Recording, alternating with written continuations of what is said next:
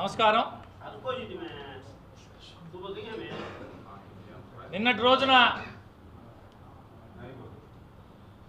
నెల్లూరుకి ఒక extra artist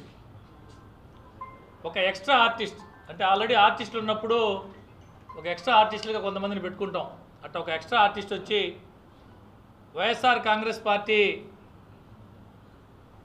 కార్యకర్తల నాయకుల పరిచయ వేదిక అంటే పాపం మా కొత్తగా నెల్లూరు నగర నియోజకవర్గానికి ఇన్ఛార్జిగా నియమించబడినటువంటి పర్వతిరెడ్డి చంద్రశేఖర్ రెడ్డి గారు శాసన మండలి సభ్యులకి నగర నియోజకవర్గంలోని నాయకులు కార్యకర్తలు తెలియదు కాబట్టి వాళ్ళని తీసుకొచ్చి ఈయన పరిచయ కార్యక్రమం పేరుతో ఈ ఎక్స్ట్రా ఆర్టిస్టు అనేక రకాలుగా అనేక మంది మీద పేర్లు ప్రస్తావించకుండా మాట్లాడడం జరిగింది. ఒక్కొక్కటి మీ ద్వారా నెల్లూరు ప్రజలకి తెలియదలుచుకున్నాం. మొట్టమొదటిగా నేను అనుకోనుంటే నెల్లూరులో నారాయణ స్కూల్స్ ఉండేవా, నేను మంత్రిగా ఉన్నప్పుడు అనుకుంటే నెల్లూరులో నారాయణ కాలేజీలు ఉండేయా, కాలేజీ కింద ఒక కాలువ పోతుంది, నేను అనుకుంటే ఉండేదా కాలేజీ అని చెప్పి మాట్లాడాడు. మేము ఎప్పుడో కక్ష సాధింపులకు పాల్పడలా అని మాట్లాడాడు.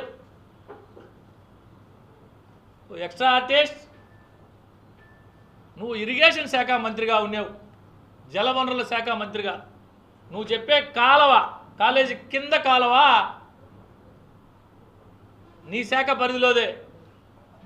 నిజంగా అది కనుక కింద కాలువ ఉండి అక్రమ నిర్మాణం అయితే నువ్వు ఎందుకు చర్యలు తీసుకోలేదు?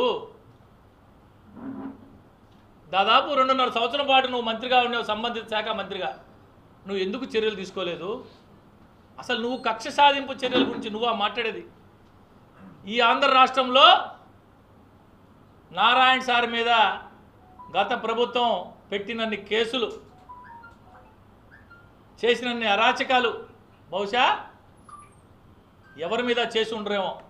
ఈయన మాత్రం కక్ష సాధింపులే పోలా. మేము అన్నిటికీ ఎదుర్కొని, తప్పుడు కేసులను ఎదుర్కొని, అక్రమ కేసులను ఎదుర్కొని, న్యాయస్థానాల్ని ఆశ్రయించి అన్నిట్లో ఎదురొడ్డి ప్రజాక్షేత్రంలో 72,460 ఓట్ల పైచిలకు మెజార్టీతో విజయం సాధించిన వ్యక్తి పొంగూరు నారాయణ గారు. నీలాగా పారిపోయిన వ్యక్తి కాదు నారాయణ గారు. జిల్లా వదిలేసి ఇక్కడైతే నాకు డిపాజిట్లు కూడా ఉండవు, నేను నెల్లూరు నగర నియోజకవర్గాన్నే కాక జిల్లాని సర్వనాశనం చేశాను, ఇక్కడ ఉంటే నాకు మనుగడ కష్టం అని చెప్పి జగనన్నను పోయి బతిలాడుకొని నర్సరావుపేట పార్లమెంటుకి పోయావు. అందరికీ మాత్రం నన్ను జగనన్న పార్లమెంటుకి నర్సరావుపేట పంపించాడు, నన్ను జగనన్న పంపించాడని చెప్పుకొని నువ్వు అంత శక్తి సామర్థ్యాలు ఉన్నోడువైతే నెల్లూరు నగరం నుంచే పోటీ చేయాల్సిందే. నువ్వా నారాయణ సార్ గారి నుంచి మాట్లాడేది? పోలింగ్ అయిపోయిన పక్క రోజు, బహుశా రాజకీయాల్లో అరుదుగా చూస్తూ ఉంటాం. గత అనేక సంవత్సరాలుగా నేను రాజకీయాల్లో ఉన్నా. ఈ జిల్లాలో రకరకాల పెద్ద రాజకీయ కుటుంబాలతో ప్రయాణం చేశా. ఎప్పుడూ లేని విధంగా ఫలితాలు రాకముందే, పోలింగ్ అయిన పక్క రోజే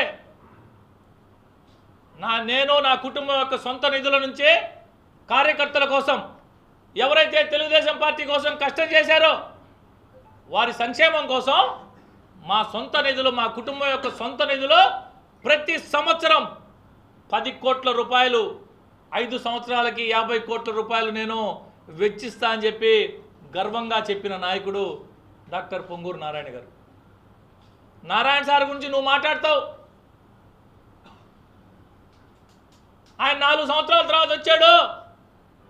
4 సంవత్సరాల తర్వాత వచ్చాడా? 40 సంవత్సరాల తర్వాత వచ్చాడా? వచ్చాడు, పోటీ చేశాడు, 73,460 ఓట్లతో గెలిచాడు. గెలిచాడా లేదా? నెల్లూరు నగర నియోజకవర్గ చరిత్రలో ఎప్పుడూ లేని విధంగా జిల్లా చరిత్రలో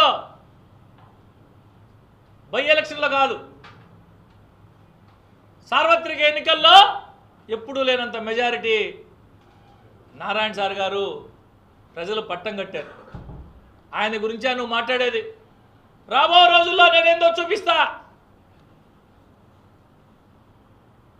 పేరెత్తకుండా వేమిరెడ్డి గారి గురించి కూడా ఒక మాట ఆడకపోయి ఆయన నా వల్ల ఏదో గెలిచి ఈయన వల్ల పాపం గెలిచేశారంట వేమిరెడ్డి గారు, వారి సతీమణి ప్రశాంత్ రెడ్డి గారు.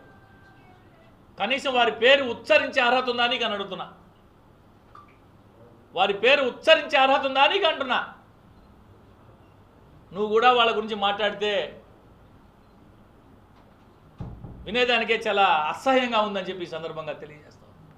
వేమిరెడ్డి గారు ఎక్కడెక్కడో సంపాదించి ఆయన కష్టార్జితంతో సంపాదించుకొని అనేక రకాల సంక్షేమ కార్యక్రమాలు తను పుట్టి పెరిగిన జిల్లాకి చేయాలని రాజకీయాలకు రాకముందు నుంచే విద్య, వైద్యం, త్రాగునీరు అనేక రంగాల్లో సేవ చేస్తున్న వేమిరెడ్డి ప్రభాకర్ రెడ్డి గారు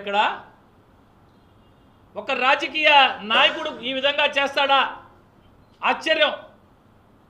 నోరు లేని మూగజీవాలు బర్రెల సంతోడ కాడ లంచం తీసుకున్నా నువ్వెక్కడ? నోరు లేని మూగజీవాలు బర్రెల సంత వాళ్ళని బెదిరించే నాకు తెలిసి ఏ రాజకీయ నాయకుడు చేయడమో. నోరు లేని మూగజీవాలు బర్రెల సంతోడ కాడ లంచం తీసుకున్న నువ్వెక్కడా? ఎక్కడో కష్టార్జితంతో సంపాదించుకొని వచ్చి జిల్లాలో తను పుట్టి పెరిగిన జిల్లాలో ప్రజలకి సేవ చేసే